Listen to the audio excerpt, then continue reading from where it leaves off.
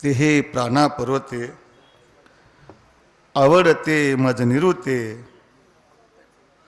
जे भक्त चरित्राचे प्रशंसिते. ते हे प्राणा पर्वते आवडते हे निरुते जे भक्त चरित्राचे प्रशंसते. भगवंत म्हणतात, जे भक्त माझ्या भक्त चरित्राची प्रशंसा करतात ते भक्त मला प्राणापेक्षा प्रिय आहेत. ते भक्त मला अतिशय आवडतात असं या ओवीतून म्हणतात. सालाबादप्रमाणे होणारा अखंड हरिनाम सप्ताह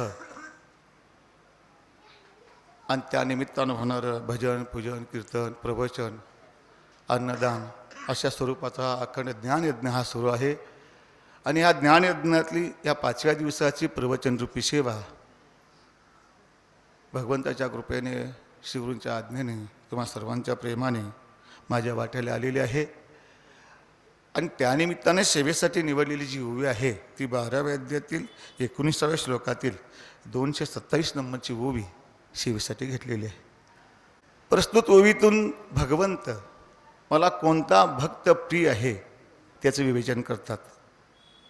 मला कोणता भक्त प्रिय, कोणता भक्त अतिशय आवडतो त्याची मीमांसा करतात. पाहायला जर गेलं तर सर्वच लोक भक्ती करतात. भक्ती करत नाही असं कोण आहे का? जन्माला आलेला प्रत्येक मनुष्य भक्तीशिवाय राहू शकत नाही, भक्ती करतोच. हा, मग त्या भक्तीत तिचे प्रकार असतील आणि काय भाव असतील, पण भक्तीशिवाय जीव नाही. कारण भगवंतांनी स्वतः म्हटले ना,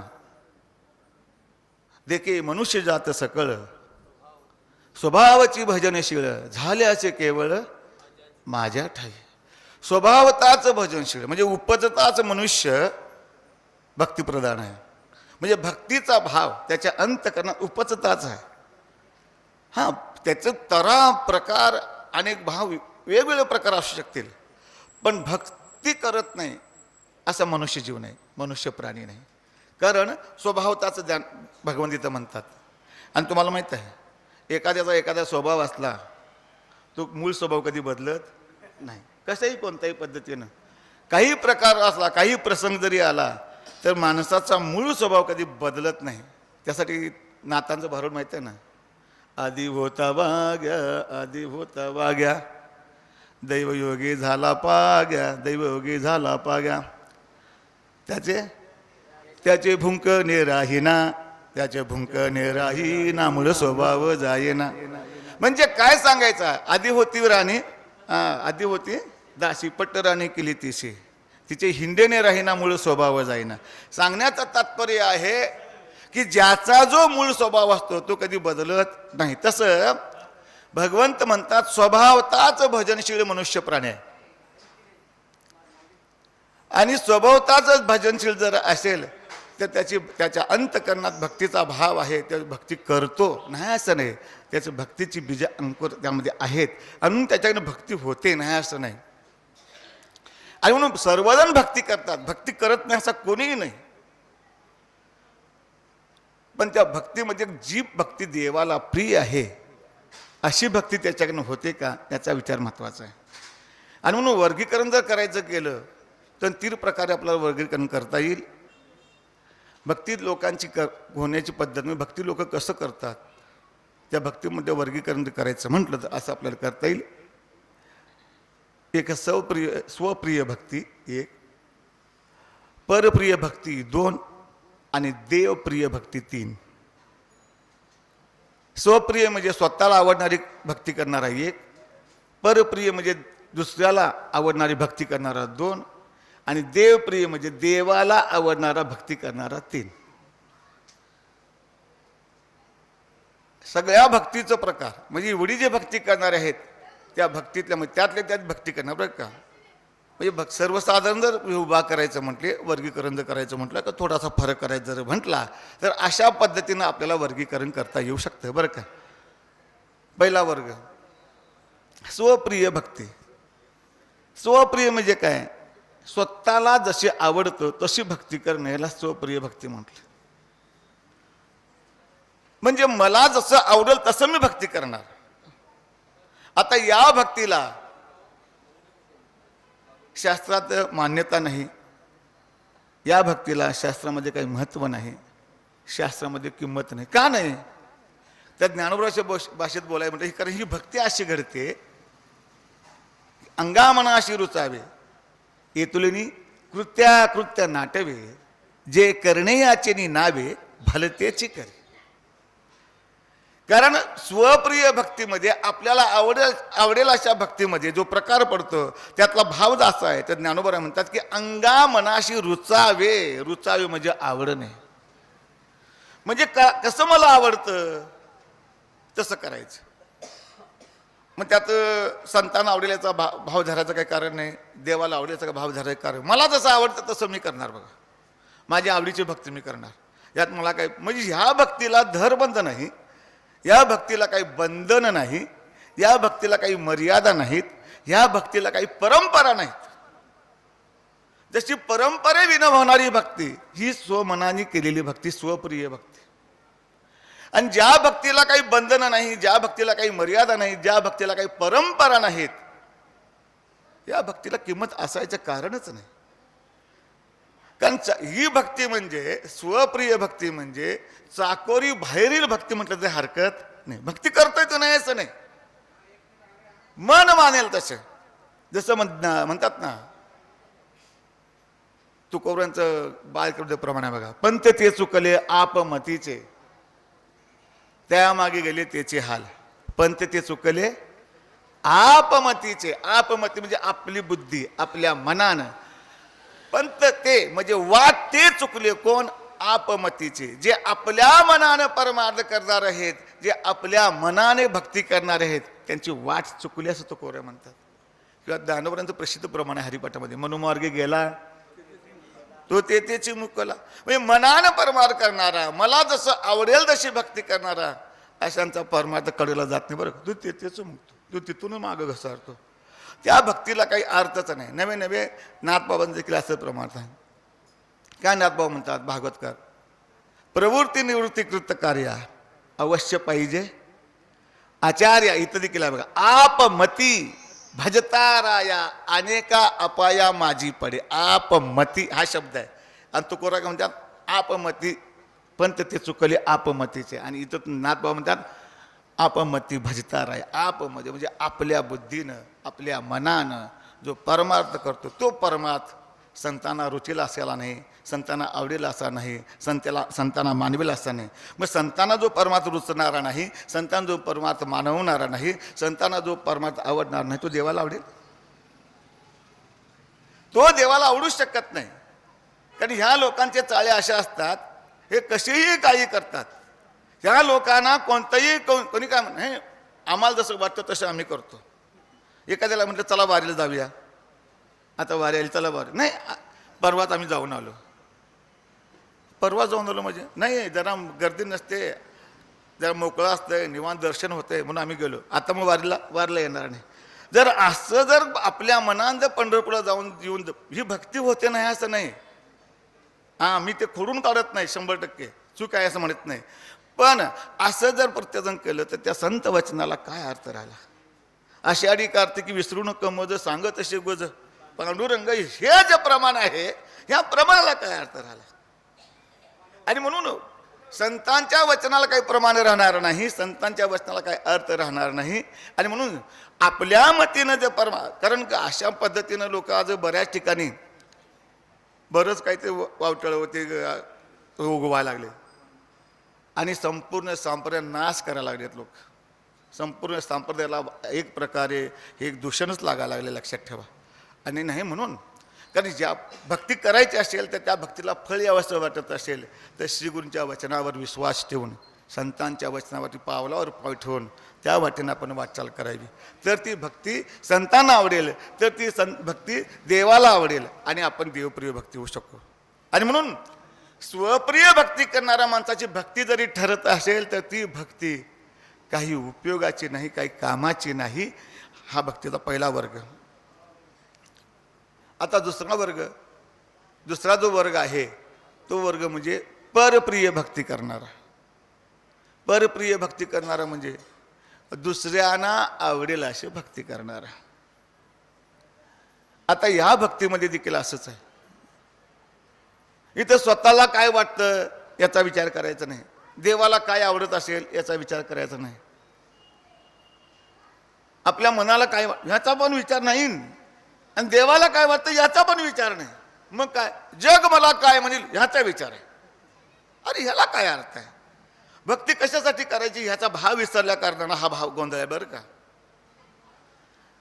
मी कशासाठी या वाटचालीवर आहे, ही वाटचाल चोकन जळलं त्या पाठीमाग कारण काय आहे याचा विसर पडला का हा गोंधळ आहे. आणि म्हणून खरं झालं बाजूला आणि खोट्याच्या पाठीमागे सगळा समाज संपूर्ण जग पळत आहे. कारण या ठिकाणी लोकांचा लोकेशनावरती जास्त भरोसा आहे, लोकांचं डेकोरेशनकडे लक्ष जास्त आहे. मंदिर झाल्यानंतर ते हरिपाठ म्हणायचं नाही, तिकडे लक्ष नाही, लाईटिंग कसं लावली इकडेच बघित बसायचं. होय ते असं झुंबर लावल्या ते असं लाईट लावल्या, ह्या लोकांना तर करतात गमतीनं, हाऊस असते, करायला पाहिजे सगळं बरोबर आहे का नाही. पण काही लोक ह्यातच गुंतून राहतात. अरे डेकोरेशनचा काय विषय आहे? इथं मन रमलं ना, इथं आलोय कशासाठी? वर्षातून एकदा यायचं आहे, आपण रोज येणार थोडेच आहोत.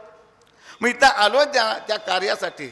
काय म्हणतात ना, पाहे पाय शरीराच्या गावा जया लागे आले पांडवा, जो कार्याचा आगवा सांग. तसं इथं कशासाठी आलो ह्याचा लोकांना विसर पडतो आणि नको ते लोक पाहत बसतात. हे चुकीचं आहे. आणि म्हणून भक्ती करणारा हा दुसरा जो प्रकार आहे, लोकांना काय आवडेल याचा विचार करतो. आणि लोकांना आवडीचा विषय आला की लोकांची आवड तुम्हाला माहीत आहे. तुकोरा म्हणतात काय आवडचा विषय आहे? देवाचे चरित्र, नावडी सर्वता, विनोदाची कथा, गोड लागते का नाही. महाराज म्हणतात जरा असं करा तसं करा. मी सुरुवातीला कीर्तन सेवा चालू केल्यानंतर गजबरवाडीला मला कीर्तन सेवा दिली होती.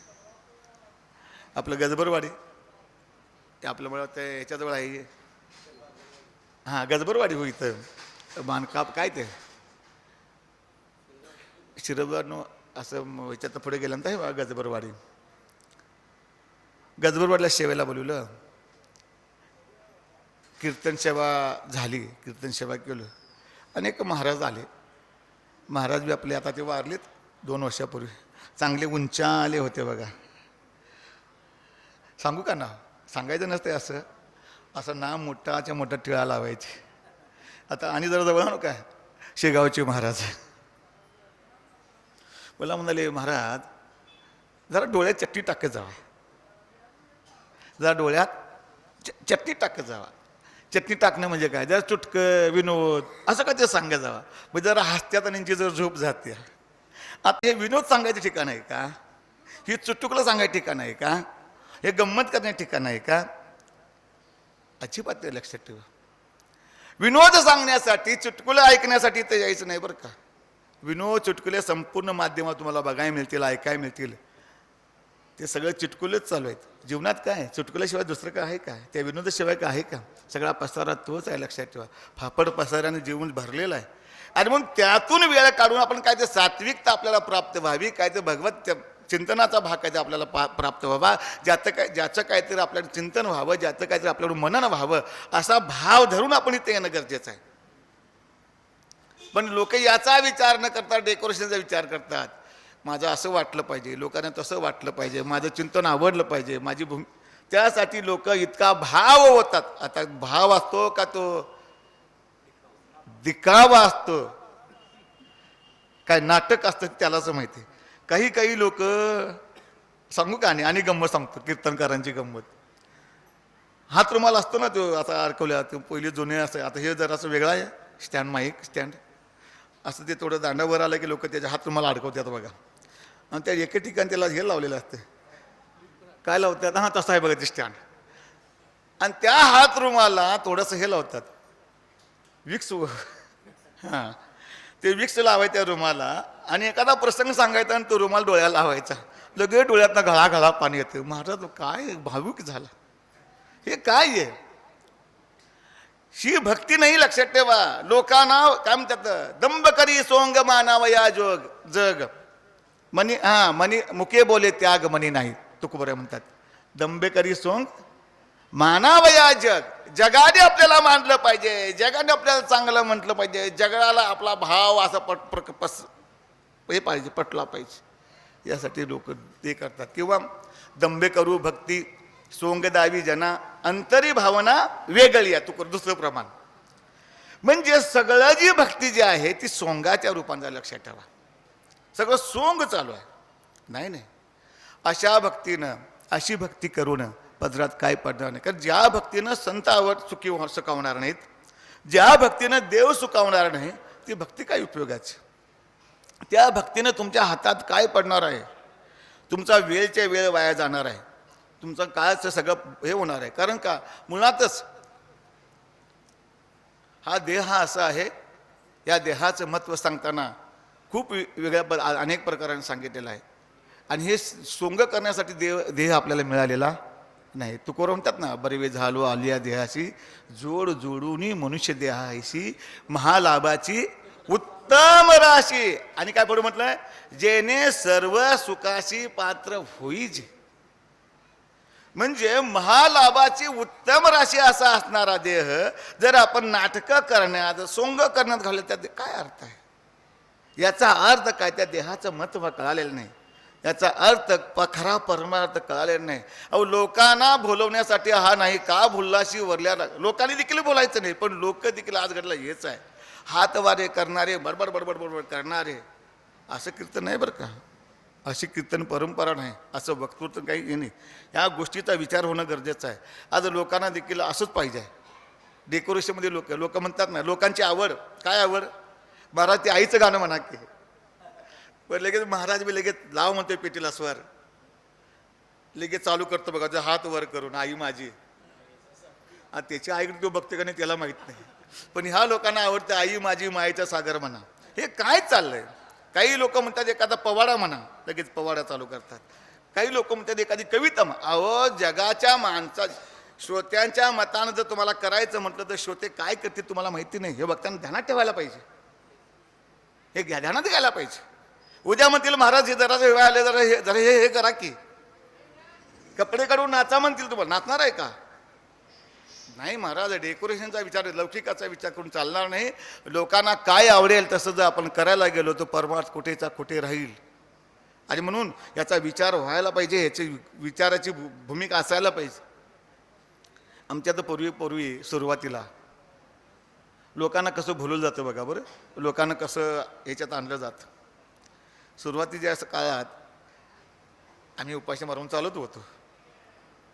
त्याला ज्यावेळी पहिल्या वर्षी आम्ही गेलो, 1-2 वर्ष चालत होतो, पण 1-2-3 वर्षांनी काय दुसऱ्या महाराजांनी एंट्री केली त्यात.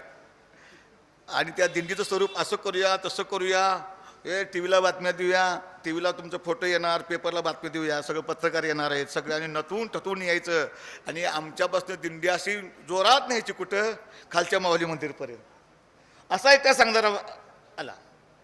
मग लोकांना काय, टी व्हीवर येणार म्हटल्यानंतर सगळे नटून तटून सगळं काय सगळं करून तसं कसं असतंय, असं लोकांना दाखवलं की लोक देखील भलतीच खुश.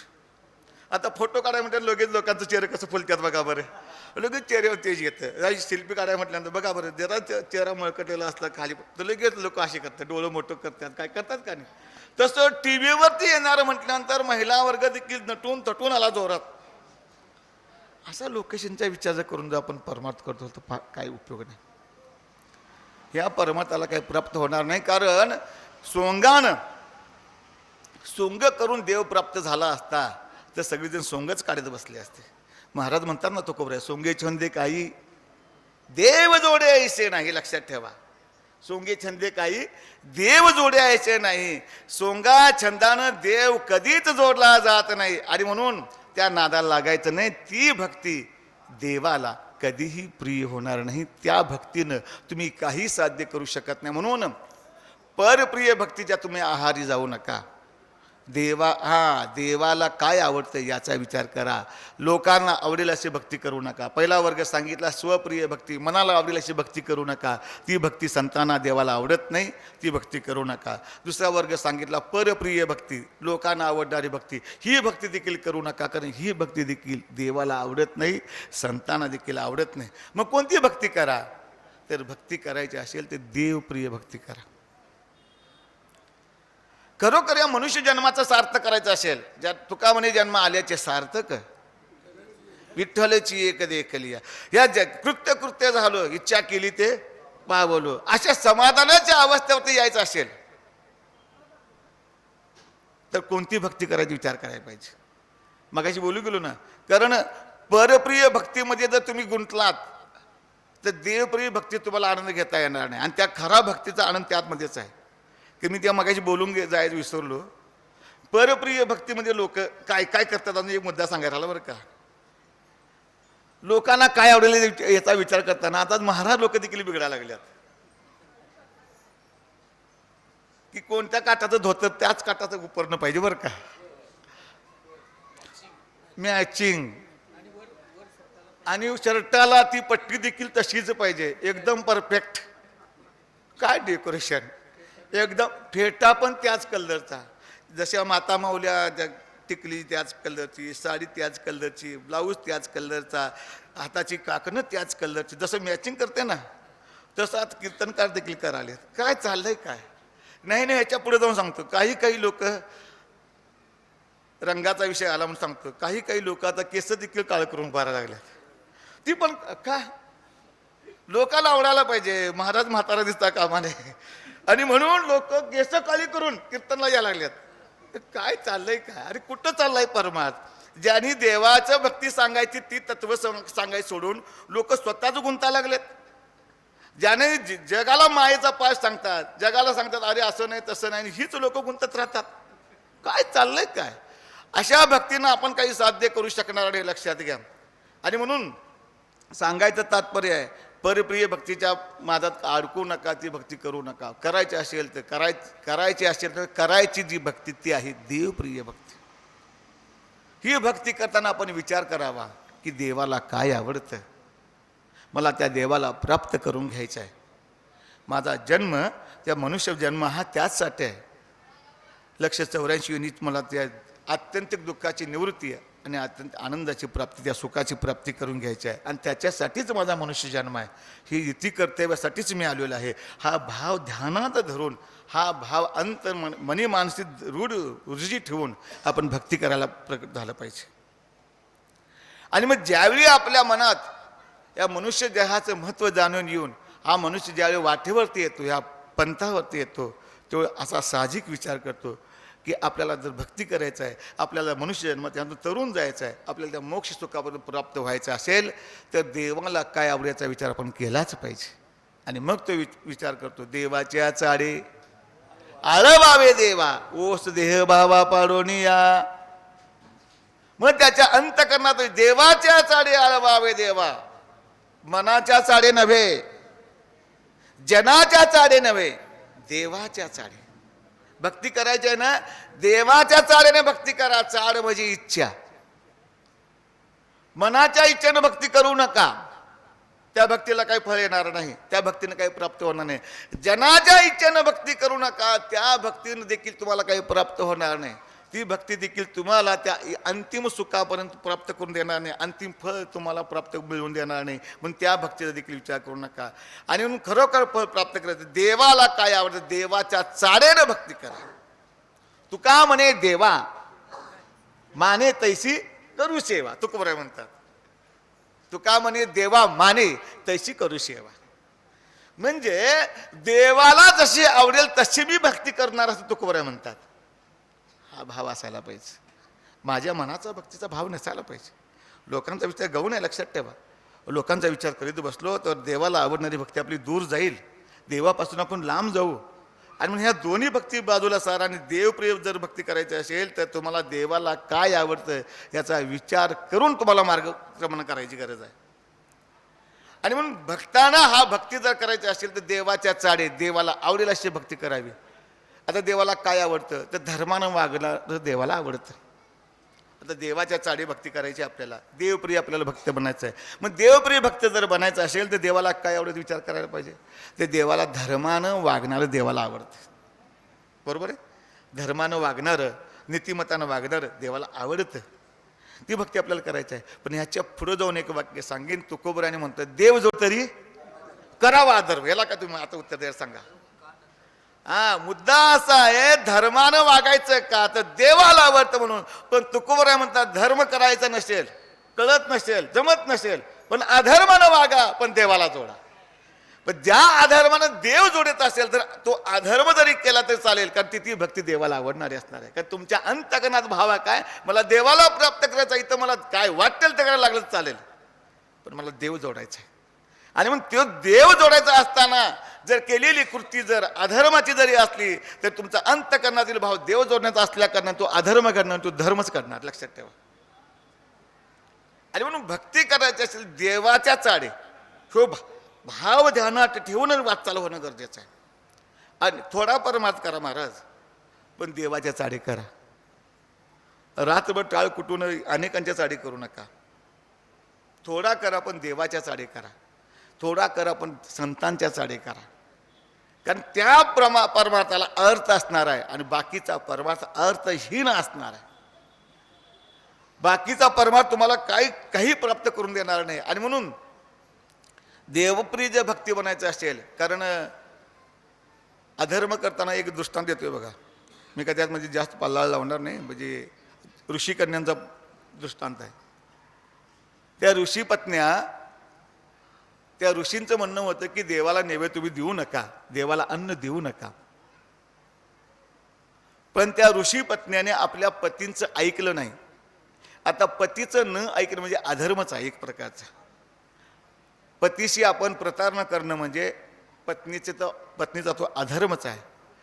पण तरी देखील त्या ऋषी पत्न्याने अधर्म केला आणि देवाला अन्न दिलं आणि देव जोडला. याचं कारण काय आहे की अधर्म होतोय, घडतोय माहीत आहे, पण त्या अधर्मानं देव जोडतो, ही पुढची भूमिका आहे. आणि म्हणून त्या ऋषी पत्न्याने अधर्म केला आणि देव जोडला. आणि म्हणून सांगायचं तात्पर्य आहे, अधर्म घडला तर हरकत नाही, पण देव जोडला पाहिजे, देवाच्या आवडीची भक्ती घडली पाहिजे, ती घडणं गरजेचं आहे. आणि मग देवाची आवडीची भक्ती करताना कुणाची नेमकी भक्ती करावी, तर ती भक्ती करताना ह्यामध्ये विकल्प आहे, देवमान्य संतांची भक्ती करावी, लोकमान्याची नाही. लोकमान्यांची नाही, देवमान्य संतांची भक्ती केली तर ती देवाला जास्त आवडते. लक्षात घ्या, देवाला भक्त आवडतात नाही असं नाही.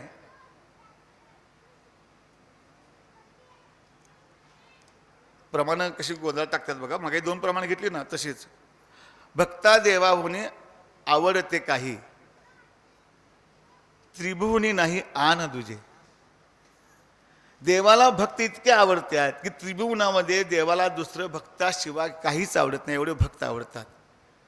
पण जीवापेक्षा जर भक्त आवडायचं असेल तर देवमान्य संतांची भक्ती केली पाहिजे. काही भक्त आवडतात, देवाला जीवासारखे आवडतात, पण देवमान्य संतांची जर भक्ती केली ती देवाला ती भक्ती आपल्या जीवापेक्षा प्रिय आहे, ती भक्ती आपण करायची. आणि तो विषय आजच्या ह्या ओवीमध्ये आहे. लोकमान्यांची नाही, लोकमान्य भक्तांची आपण सेवा केली तर देवाला आवडत नाही, लक्षात ठेवा. आणि म्हणून भक्त देवाला जर प्रिय भक्ती करायची असेल तर आपल्याला लोकमान्य भक्तांचा विचार नाही, तर संतमान्य देवमान्य संतांची आपल्याला भक्ती करायला पाहिजे. एक उदाहरण देईन तुम्हाला मी.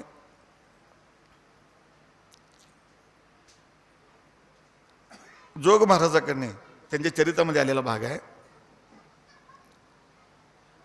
जोग महाराजाकडे मुंबईची काही मंडळी कीर्तन सेवा घेण्यासाठी येतात, त्यांच्या जुन्या संस्थेमध्ये येतात.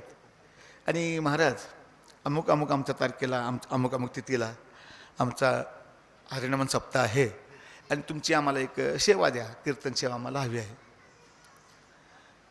मग जोग महाराज त्या मंडळींना बसवून घेतात आणि तारीख वगैरे विचारतात आणि आपली डायरी काय असेल ते वही कॅलेंडर काढतात आणि तिने बघतात तर ह्याने ज्या दिवशी ज्या तारखेला सेवा मागत होते त्या दिवशी नेमकी वारी होती. आणि मग जोग महाराज म्हणाले, मला का तुम्हाला सेवा देता येणार नाही कीर्तन सेवा, कारण नेमकी माझी त्या दिवशी वारी आहे आणि मला वारीला जायचं आहे आणि त्यामुळे तुम्हाला मी सेवा देऊ शकत नाही. पण काही लोकांचं कसं असतंय, त्या वारीवर हे बोललं की लोकांना वाईट वाटते, पण तसंच असते. काही लोक तेवढ्यापुरतं आपलंच बघतात, त्या लोकांची साधना बोलायला ते बोलू नका. पण तसं काही लोक म्हणजे आग्रह असू दे की वारीचं काय, तुम्ही वारी कायमच करताय, आमचा सप्ताह काय कायम असतोय काय, या की घ्या की, असा आग्रह. महाराज म्हणाले मला तसं करता येणार नाही, मी वारी बुडवून काय तुमच्या कीर्तनला येणार नाही. ह्यातनं भाव घ्या बरं का. आज लोक आषाढी एकादशीला पंढरपुरात नाही तिकडे कीर्तना जातात. किती मोठी गोष्ट या दुःखाच्या बाग, बरोबर का, खूप मोठे. हे विचार करणाऱ्याला आहे. आषाढी वारीसारखा पर्वकाळ असताना लोक बाहेर कीर्तना जातात, मोठी खेदाची बाब. असो, मला त्याच्याकडे आता जायचं नाही. मग ती लोक जोग महाराजांच्या चमचेतून माघारी फिरली आणि त्या जी लोक आली होती तारीख मागायला, त्यांच्यामध्ये एक मनुष्य असा होता की तो लोकमान्य टिळकांना थोडा जवळून ओळखत होता. लोकमान्य टिळकांना जवळून ओळखत होता आणि त्या व्यक्तीला माहिती होतं की जोग महाराजांचं आणि लोकमान्य टिळकांचं चांगलं सख्य आहे. मी थोडासा एकमेकांचा चांगला परिचय आहे, नवे नवे एकमेकांचं दोस्तच आहेत आणि खूप दिवसापासून चांगली त्यांची घट्ट मैत्री आहे हे त्या व्यक्तीला माहिती होतं. म्हणून त्यानं काय केलं, ते मला चला महाराज अशी सेवा देत नाहीत ना, कशी देत नाहीत बघूया, तुम्ही माझ्याबरोबर या म्हणाला, आपण पुण्याला जाऊया. पण ती मंडळी सगळेजण मिळून लोकमान्य टिळकांनी पुण्यात आली. मग लोकमान्य आता ओळखतच होता, त्यामुळे ते लोकमान्य टिळकांनी त्यांनी भेट घेतल्यानंतर असं तिकडे तिकडे चर्चा झाली आणि येण्याचं कारण सांगितलं. महाराज अशा स्थितीला आम्हाला जोग महाराजांची सेवा पाहिजे आणि त्यांनी काय वारीची अडचण सांगायल्यात आणि यायला तयार नाहीत, आणि तुम्ही एखादी आम्हाला चिठ्ठी लिहून द्या, तुमचं त्यांनी नाही म्हणणार नाही, तुम्ही सांगितलं. कारण तुमचं एवढं शक्यत्व आहे, एवढी तुमची गाढ मैत्री आहे. कारण एवढी गाढ मैत्री होती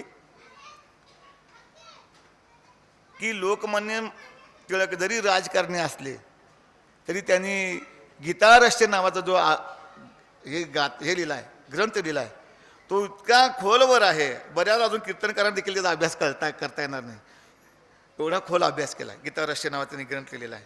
म्हणजे पूर्वीचे राजकारणी अभ्यास होते बरं काय.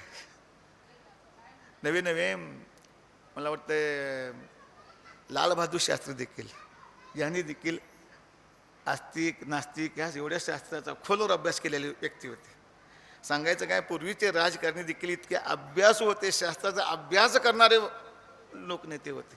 आत्तासारखं नव्हतं. आता काय वेगळं सगळं राजकारण आहे. आता कसला अभ्यास करतात त्यांनाच माहिती, आम्हाला त्या अभ्यासात काय जायचं काही कारण नाही.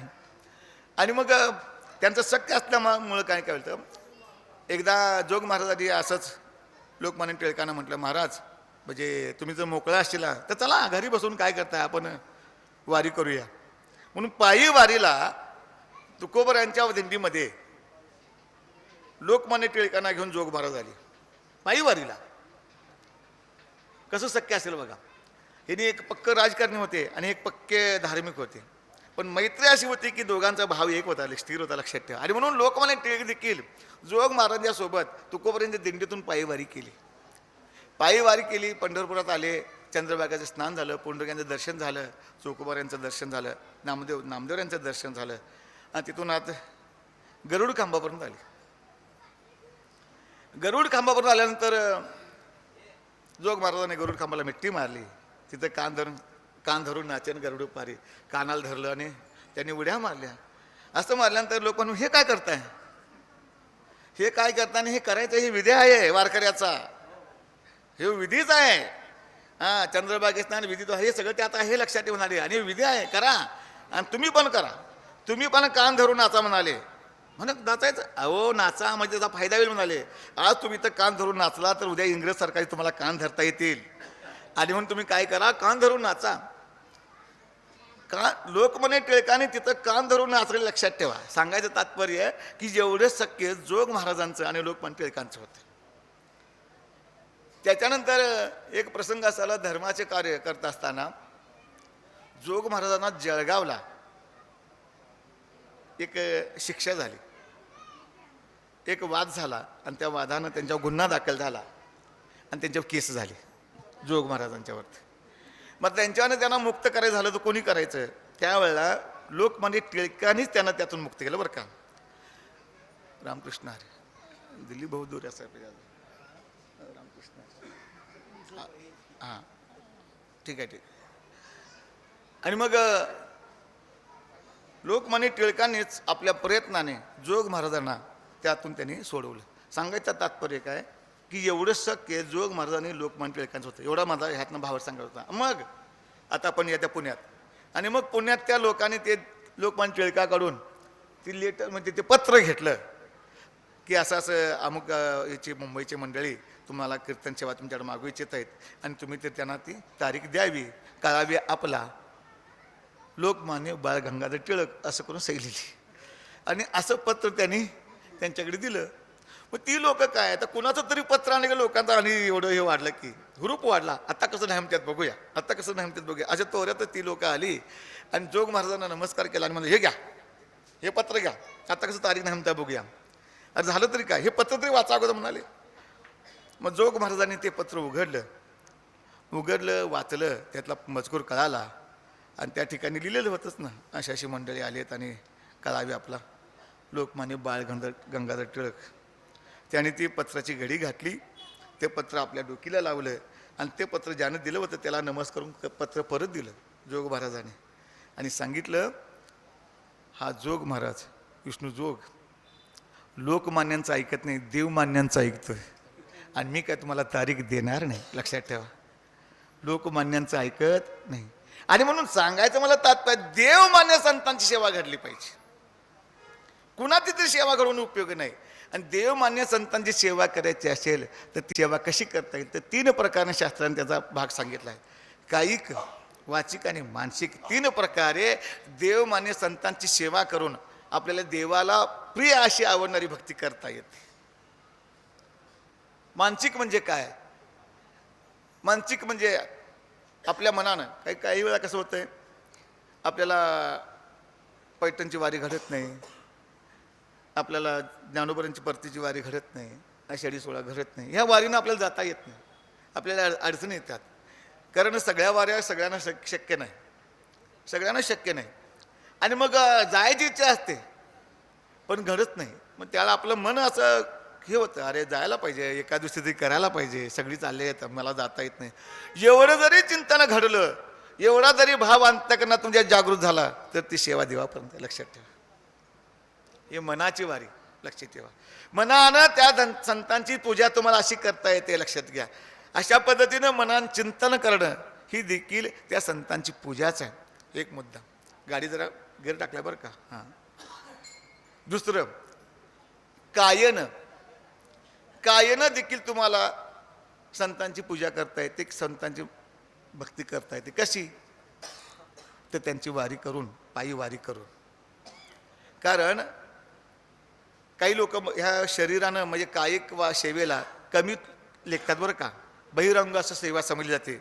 कायिक म्हणजे दिखाऊपणाची सेवा, पण तसं नाही.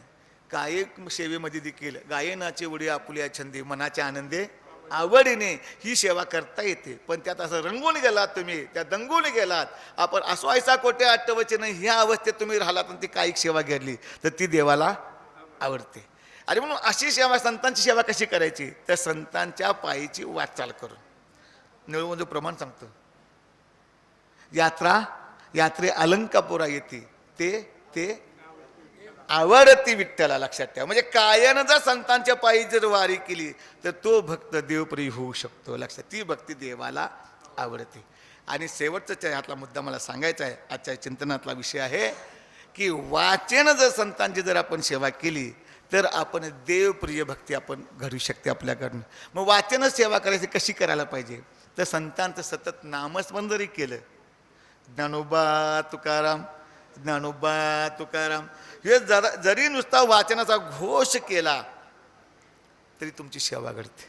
लक्षात घ्या, जसं म्हणतात ना, 4 अक्षरी ज्ञानदेव जो जप करील धरील भाव तया ब्रह्मपदी ठाव ऐसे शिवादी देव बोलिले एका जनाधनी प्रेम. शेवट, जो जप करील धरील देम तया अंती पुरुषोत्तम जीवे भावेन विसंबे. मग यात सांगायचं तात्पर्य, संतांची जर वाचन पूजा केली, हो अभंग जो आहे ना 3 अक्षरी निवृत्ती सदोदित म्हणत जावा, कारण ह्या 14 अक्षराचा जप म्हणजे संतांची वाचिक पूजा आहे, वाचिक तपस्या. लक्षात ठेवा, वाचिक साधना आहे.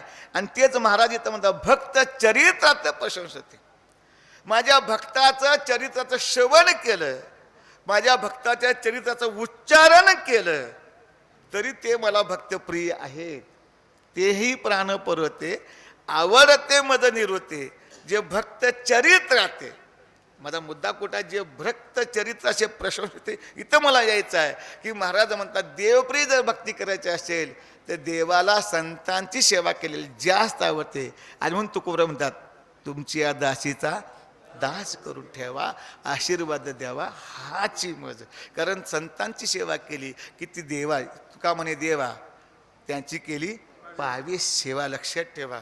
आणि म्हणून ती संतांची सेवा करावी, वेगळी देवाची पूजा तुम्हाला करावी लागत नाही. ती जे सेवा जर तुम्ही केला तर देवाला प्राणापेक्षा प्रिय, ते प्राणापरोते म्हटले, प्राणप्रियपेक्षा मला ते भक्त जास्त आवडतात, असा ह्या ओवीचा अर्थ. तेही प्राणपरोते आवडते हे निरोते, जे भक्त चरित्रा ते प्रशंसते. आणि म्हणून या ओवीतला मतिताद इतकाच घ्यायचा आहे, देवाला आवडणारी जर भक्ती करायची असेल तर संतांची पूजा करा, संतांची सेवा करा, संतांचं चरित्र चिंतन करा, संतांचं चरित्र श्रवण करा, संतांच्या चरित्राचं मनन करा. एवढं जरी केला तर दुसरं काही करायची गरज नाही. एवढाच मतितार्थ आहे. एवढा जरी भाव तुम्ही जागृत अवस्थेने घेतलात, एवढं जरी तुम्ही ध्यानात ठेवून जर संतांचं भजन केलात तर तुम्ही त्या अवस्थेला प्राप्त होणार आहे. झालेली सेवा श्री गुरूंच्या चरणी, श्रीच्या संतांच्या चरणी, श्री गुरूंच्या चरणी अर्पण करून शेवट पुंडलिक वरदा.